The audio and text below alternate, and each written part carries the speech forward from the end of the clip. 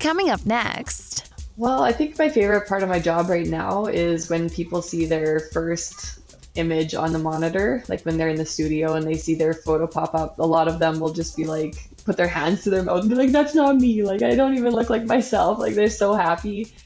The Job Talk podcast shares stories from people who are passionate and love what they do in their careers. Through conversation, we explore their careers, past work experiences, and the education that got them to where they are now.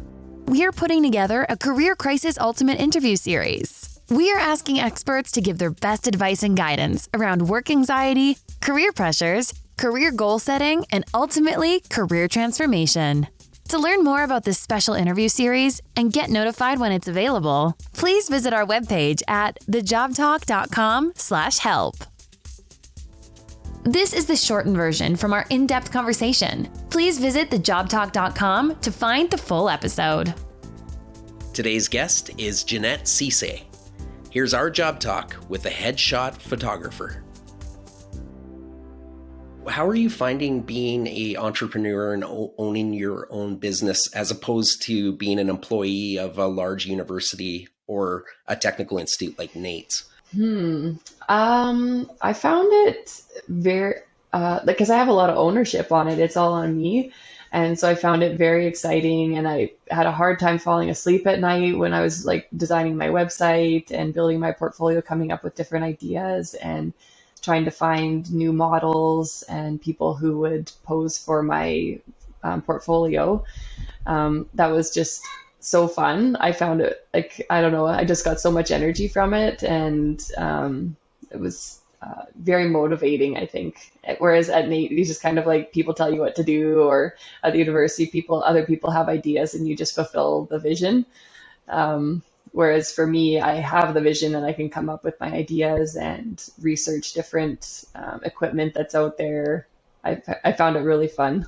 Well, for people listening and wanting to become a freelance photographer, let's talk about what are the must-haves as far as equipment is concerned when you're going out on your own? Well, for headshots specifically, like you definitely need a good camera, but you don't need something that can print billboards. Like some people, like the camera that I have is it's very expensive. The capabilities are huge. Like when I zoom in on people's faces, you can see every individual hair and pore, and like most people don't even want to see that much anyways. Yeah. Yeah, like an entry level mirrorless cameras, they're awesome. They're small, they're compact. Prime lenses are, like, in my opinion, prime lenses are the way to go, where it's not a zoom. You can get, like, my absolute favorite lens for family photography is just a Canon. It's an 85 1.8. I think it was $300 or $400, and it's still the same price. And it's still my favorite. Like, I've got thousands of dollars for lenses, and that's my go-to lens. And I don't know, something about it I just love.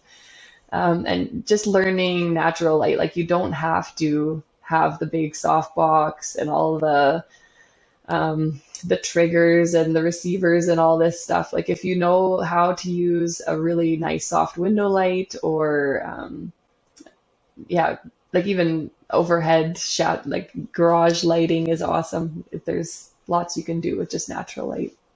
And how are you finding clients? What success have you found in landing interest from the public for your business?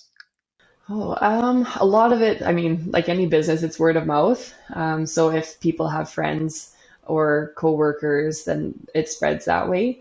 And a lot of my clients that I'm getting now are from connections that I built while I was building my portfolio. So I was doing free headshots for people who would come and pose for me, and they've referred a lot of their friends. There's a realtor specifically he was one of my first headshots, and I've honestly got so many clients from him. I owe him so much. Can you tell me something that you struggle with as a photographer, and how do you work to overcome it? Well, I think one of the big things is keeping on top of Photoshop, like editing techniques. because I graduated in 2010, so it's been a long time and a lot changes with technology since then. So every now and then I'll go on YouTube to look up something specific, like say I had a realtor team and I needed to learn how to select out their bodies off of the background so they can just put it onto all their marketing stuff. And so I was looking that up. I was like, I had no idea Photoshop is so advanced now. Like I can just click a button instead of like doing these hour-long selections. So yeah, there is a very good YouTuber out there who has amazing instructions on so much in Photoshop. So I think I just need to like set aside time every week to just watch a couple videos and keep on top of things. Because honestly, it's such a time saver, all the technology that they have now in Photoshop. And what do you love about photography? Well, I think my favorite part of my job right now is when people see their first image on the monitor, like when they're in the studio and they see their photo pop up. A lot of them will just be like, put their hands to their mouth and be like, that's not me. Like, I don't even look like myself. Like, they're so happy. And one lady, she almost started crying. She's like, my dad would be so proud of me. So I don't know. It's cool to be able to show people that they can look great.